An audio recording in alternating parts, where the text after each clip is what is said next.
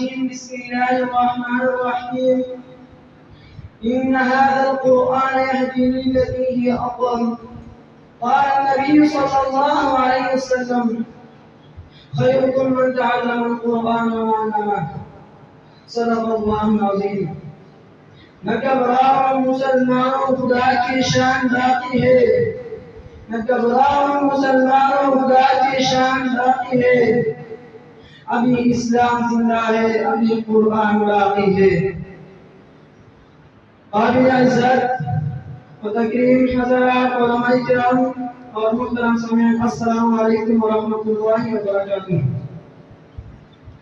قرآن اور معصوم کتاب ہے جس کو اللہ رب العزت نے حضرت جبرائیل علیہ السلام کی وساطت سے حضور صلی اللہ علیہ وآلہ وسلم کے قلب اطہر پر نازل کیا.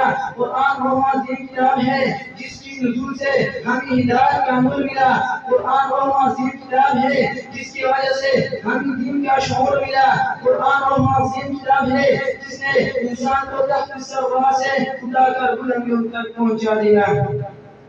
میرا دوستو، قرآن بہت ہی آسان والی کتاب ہے. جیسے ہمارے پیغمبر صلی اللہ علیہ وسلم تمام پیغمبروں کا امام ہے، ویسے قرآن مجید تمام کتابوں کا امام ہے. حدیث میں آتا ہے کہ ایک دن رب کائنات نے آسمان کی تمام فرشتوں کو جمع کیا. جب کائنات کی تمام فرشتوں جمع ہوئی تو وہ حیران و پریشان ہوئی کہ آخر آج کون سا کام ہے کہ جس کے لیے رب العالمین نے ہمیں بلا کر اپنے سامنے لایا ہے.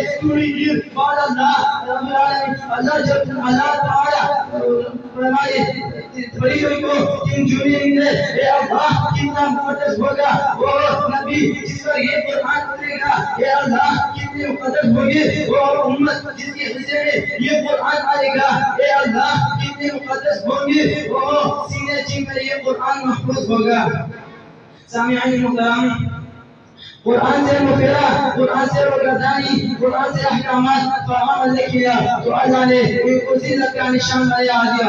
آن کو دنیا و آخرت میں ذلیل و رسوا کر دیا. مسلمانوں کے حالات کو دیکھ کر شاہ طرف پکار اٹھا.